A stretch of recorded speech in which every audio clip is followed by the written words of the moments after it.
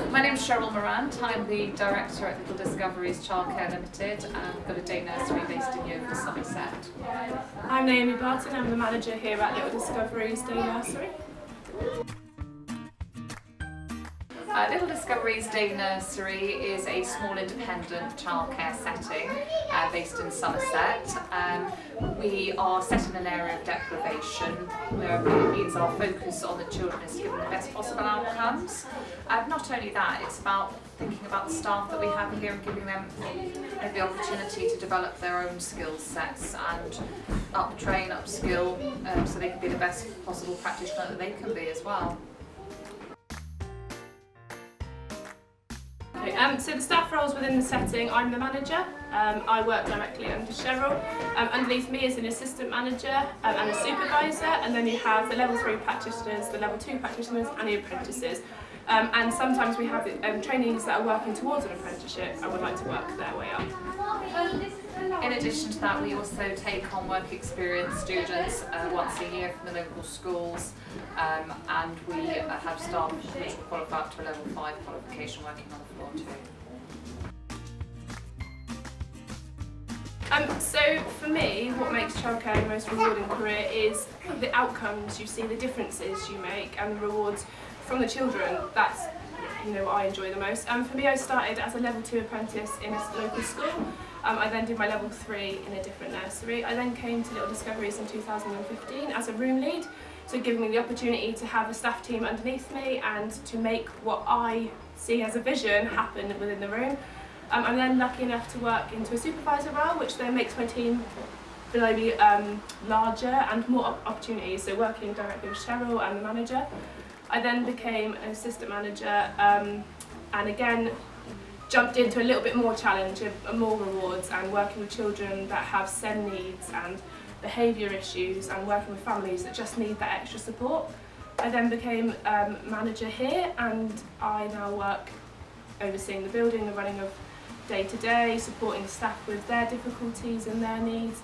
But for me, it's my passion. As I was explaining to you, I find it really, really hard to keep myself office-based and paperwork when there is so much fun to be had with the children, so many opportunities that you can share with them, cooking, baking, painting, all of these things, and just to see smiles on faces of children that don't necessarily have gardens to play in, or they don't do cooking, they don't do all those activities. So it is a really rewarding thing to go from A at the beginning of the year and see the child flourish at the end of the year. And sort of just going on from that as well, that especially with the special education needs kind of side of things, and children that are requiring safeguarding as well, the rewards for that when you know you've done your hardest that you can possibly do and kept that child safe, and also giving them every opportunity that when they leave us to go to school, they're ready for the next step of learning.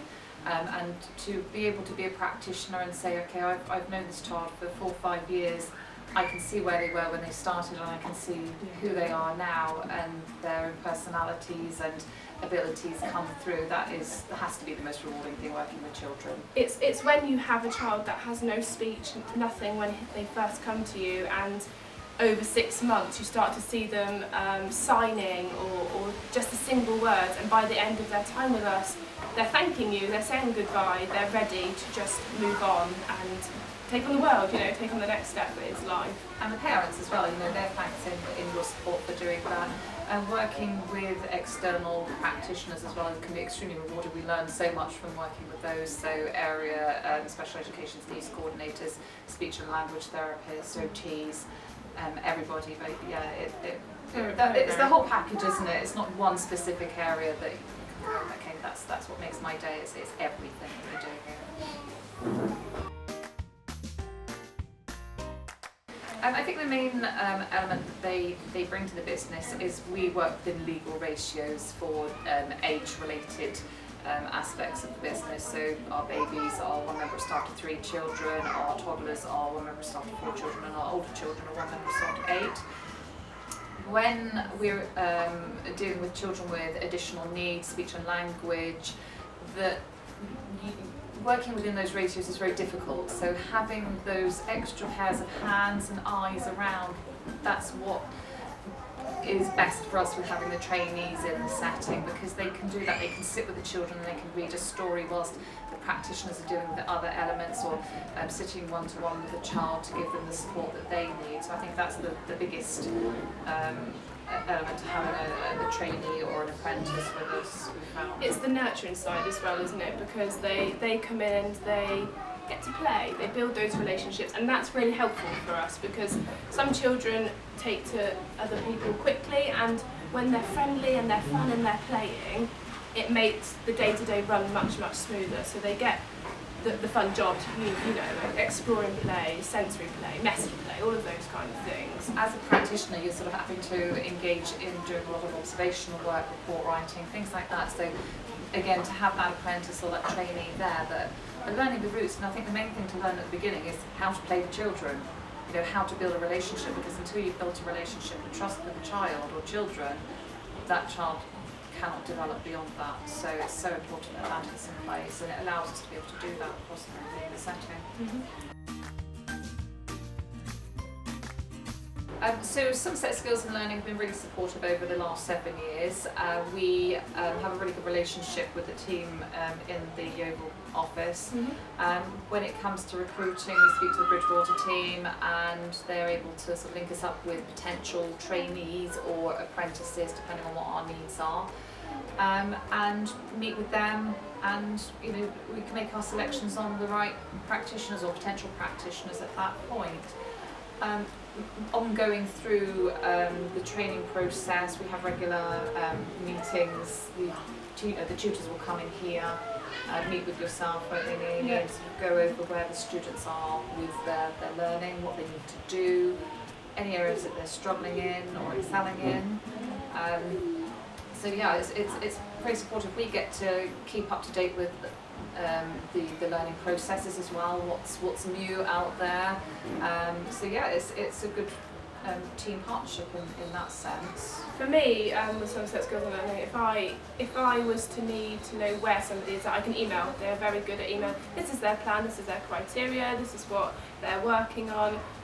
The same as if I pick up a phone and say, you know, what are we working towards now? Okay, I'm coming out for this observation, so I can give the team the information that they're looking for, but also the apprentice, making sure they've got what they need to be observed, because there's nothing more overwhelming than again not having the information. So it's a unit, isn't it? You can support them from all angles of their learning.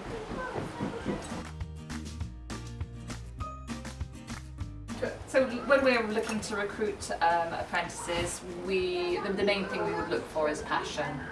It doesn't matter how much you train somebody, how qualified somebody is at the end of it, if they haven't got that passion and that ability to see the children for who they are, it won't work. So we really look for that passion in them to begin with. You know, they might not be the strongest academic, but that doesn't mean they can't do the qualification. Again, it's about the passion, because if they've got the passion, they will get there with the qualification, and they'll have all the support in-house here. For me, when I first, just as an example, I went for my first ever job, newly qualified as a level 3. I walked into the room, and for me, automatically, I don't really mind who's around me, but the children were playing hairdressers. So I took my hair down, I allowed them to play, we did all of that, and I went through interview, and at the end they said, you had us at the fact you were straight onto the floor and you were doing what you were doing, because that's what we need, that's what we're looking for. And it's pretty much the same. When I first ever came into Little Discoveries, I walked through the hallway and Cheryl was on all fours, playing with the children, and I said, oh, I'm just here to see Cheryl, and one of the girls said, she's over there. And for me, there's nothing more rewarding than seeing somebody hands-on that you'd expect to stand back a bit, oversee the business. No, she was in the middle, on all fours. I think playing with Play-Doh, they were engrossed. And that's when I felt, you know, I'm in the right place. That's where I should be, because we share the same passion, we have the same drive. So passion is, again, key for me when I'm working with anybody.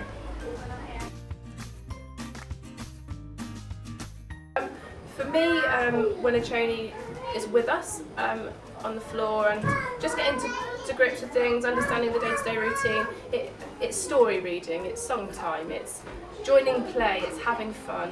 You know, I might say to them, oh, could you just carry out that messy activity that includes painting, or mixing paint is always a key thing, and just testing them a little bit, how they cope with that, how do they make sense, like, do they ask for help, do they clarify things, but also just that spare pair of hands. You know, when you're with a group of 8 to 10 children, putting on coats, using the sense that, okay, we're going outside, they might want wellies on, let's switch them over. Again, I'm quite keen on, when I'm doing things, I explain to them why I'm doing it, because knowledge is power. You know, they take that on board. The next time they can then wow with, oh, you're doing that because of this, I will do that. And it's just giving them the life skills in a day-to-day running of a nursery. So, yeah. For our apprentices, it's still very much that, especially in their first few weeks. But then they're chomping at the bit to change nappies and do all sorts of things. But it's a case of actually we need to take them through those processes slowly and correctly. So I could say to an apprentice, okay, that's fine, go off and change a nappy, but they won't necessarily do it the correct way. There is ways to be taught to do that, so they have to be shadowing especially with nappy changing, it's very much a personal thing, so it's about that engagement with the child as well at that time. So it's not just the practical change of a nappy, it's about how you're going to engage with that child. That's that one-to-one time, which is quite unusual to get in a busy setting. So, you know, we sort of ease them in. They are not key workers or even shadow key workers for probably about the first 6 months. We're looking at just allowing them to explore an area, maybe moving them around from one area after 3 months into another age band, so they're getting that across the setting experiences, and then we can start building them up into more responsible tasks, like, okay, why don't you sit and write down what this child is doing? That would be the basis of your observation writing, which is important because that will go on to report writing, that will go on to the parents, it will go on to schools, it could go on to an external professional. We would allow them to shadow key work as well, so they might be jointly responsible for 1 or 2 children, so that is a next step up for them. And when every apprentice starts with us, we have what we call a competency pack, so it's our role broken down into different sections, and it's our way of visually supporting them. So we talk them through the process, and then we would teach and then observe, and then they would do it by themselves. And I feel that's important, so that they're not thrown into something. They've had the method given to them.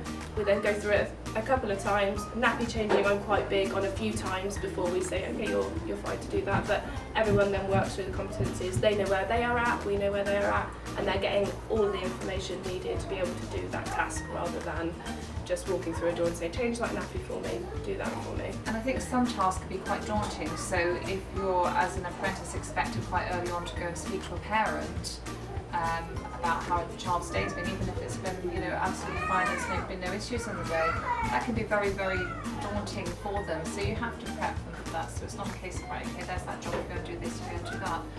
We do food hygiene training with the staff quite early on as well in their apprenticeship, so they're able to help out in the kitchen, and that could be anything from washing up, which again, something you do, something I step in and do. You know, cleaning down the kitchen at the end of a meal, at the end of the day, and also cooking a meal, preparing snacks, all sorts of things. So yeah, we're very valued, but we sort of take them through step-by-step processes.